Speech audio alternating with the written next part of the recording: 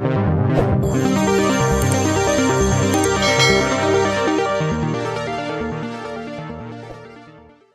আলোচনা কৰিম বল আৰু গতি বিষয়ক সূত্ৰৰ বাকী অংশখিনি। তো তাত এটা ইম্পৰ্টেণ্ট আছিলে যে ভৰবেগৰ সংৰক্ষণশীলতাৰ। তো ভৰবেগৰ সংৰক্ষণশীলতাৰ সূত্ৰ কি এইটো আমি লাষ্টত পাম। ইয়াৰ এটা প্ৰকাশ ৰাহি আছে বা এটা সূত্ৰ আছে, সেইটো ইয়াত উলিয়াই লৈছোঁ। ধৰি লৈছোঁ এ আৰু বি দুটা গোলা বা গোলাকাৰ বস্তুৰ ভৰ ক্ৰমে এম এ আৰু এম বি। বস্তু দুটাই ইউ এ আৰু ইউ বি বেগেৰে এডাল সৰল ৰেখাৰে একে দিশত গতি কৰিছে।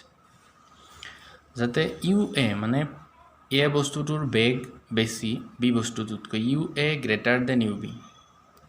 তো টি সময়ৰ বাবে সংঘটিত সংঘাতত, তাৰমানে এটা সংঘাত হৈছে দুয়োটাৰ মাজত, এটা আনটোৰ লগত খুন্দা লাগিছে। তো এইটো টি সময়ৰ বাবে হৈছে বুলি ধৰি লৈছোঁ। তো এ গোলাই বিৰ ওপৰত এফ এ বি বল প্ৰয়োগ কৰিছে আৰু বি গোলাই এৰ ওপৰত এফ বি এ বল প্ৰয়োগ কৰিছে।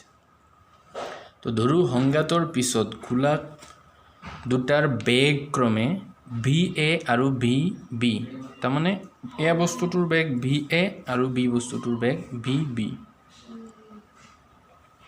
এনেকুৱা যে এম এ এইটো এটা বস্তু আৰু এম বি আৰু এটা বস্তু, দুয়োটা এনেকুৱা দিশত গৈ আছে। এইটোৰ বেগ ইউ এ আছিলে প্ৰথমতে আৰু এইটোৰ ইউ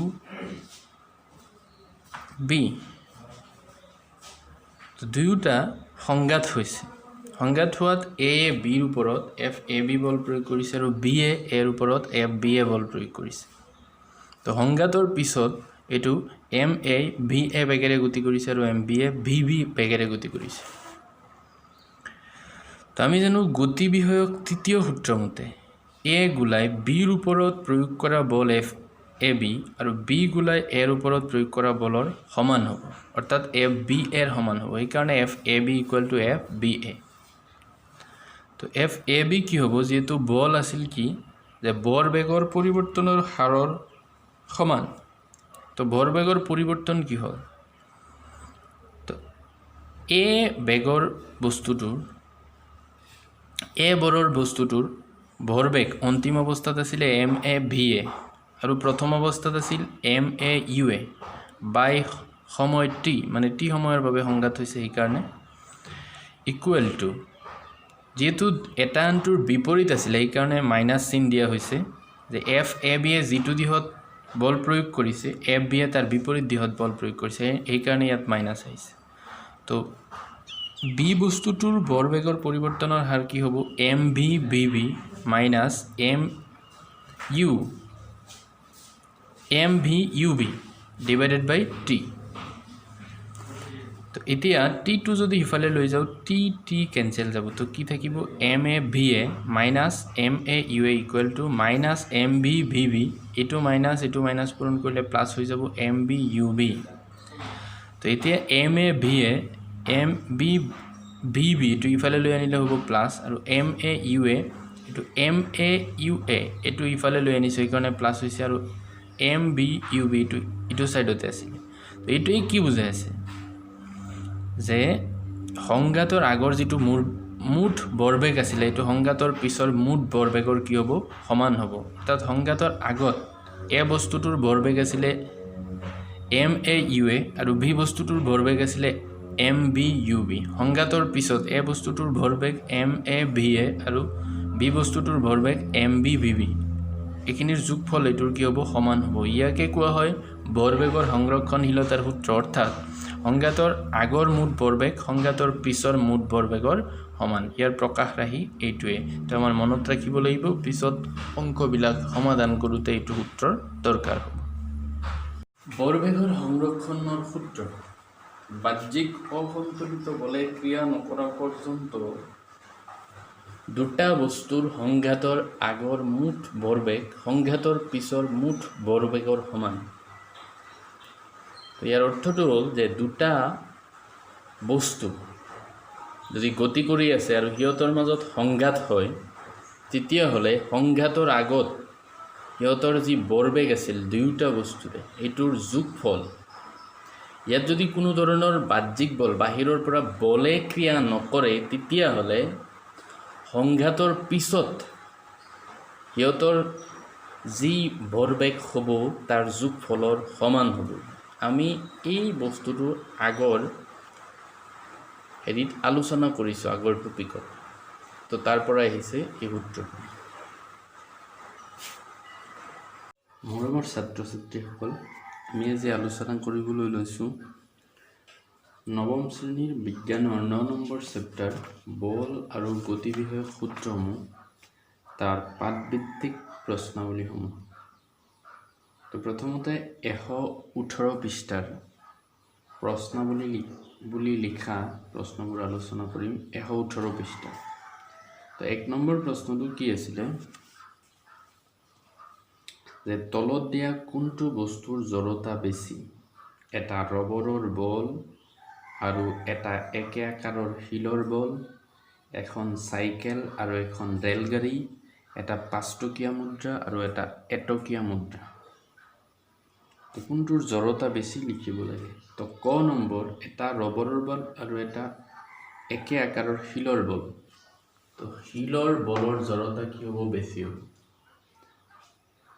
খ নম্বৰ এখন চাইকেল আৰু এখন ৰেলগাড়ী, এখন ৰেলগাড়ীৰ জড়তা বেছি।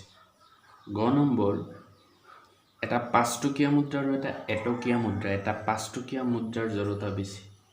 এই গোটেইকেইটাৰ কাৰণ এইটোৱে যে আমি পাইছিলোঁ যে বস্তু এটাৰ ভৰ যদি বেছি হয় তেতিয়া জড়তা বেছি হ'ব। সেইকাৰণেই এই বস্তুবোৰৰ জড়তা বেছি হ'ব। যিহেতু শিলৰ বলৰ ভৰ ৰবৰৰ বলতকৈ বেছি, এখন ৰেলগাড়ীৰ ভৰ এখন চাইকেলতকৈ বেছি, এটা 5 টকীয়া মুদ্ৰাৰ ভৰ এটকীয়া মুদ্ৰাতকৈ বেছি। সেইকাৰণে এই গোটেইকেইটাৰ জড়তাও কি হ'ব? বেছি হ'ব। তো 2 নম্বৰ প্ৰশ্নটো আমি ইয়াত বোৰ্ডত নিলিখোঁ, আলোচনা কৰি দিছোঁ। 2 নম্বৰ প্ৰশ্নটো আছিলে তলত দিয়া উদাহৰণটোত বলটোৰ বেগৰ পৰিৱৰ্তন কিমান বাৰ হৈছে ঠাৱৰ কৰিবলৈ চেষ্টা কৰা।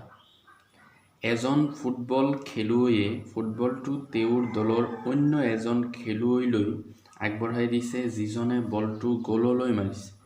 বিপৰীত দলৰ গ'লৰক্ষকজনে বলটো ধৰি তেওঁৰ নিজৰ দলৰ অন্য এজন খেলুৱৈলৈ আগবঢ়াই দিছে। প্ৰত্যেক ক্ষেত্ৰতে বলৰ যোগান ধৰা অভিকৰ্তাজন চিনাক্ত কৰা। তো কোনে বলৰ যোগান ধৰিছে প্ৰতিটো ক্ষেত্ৰত সেইটো লিখিব লাগে।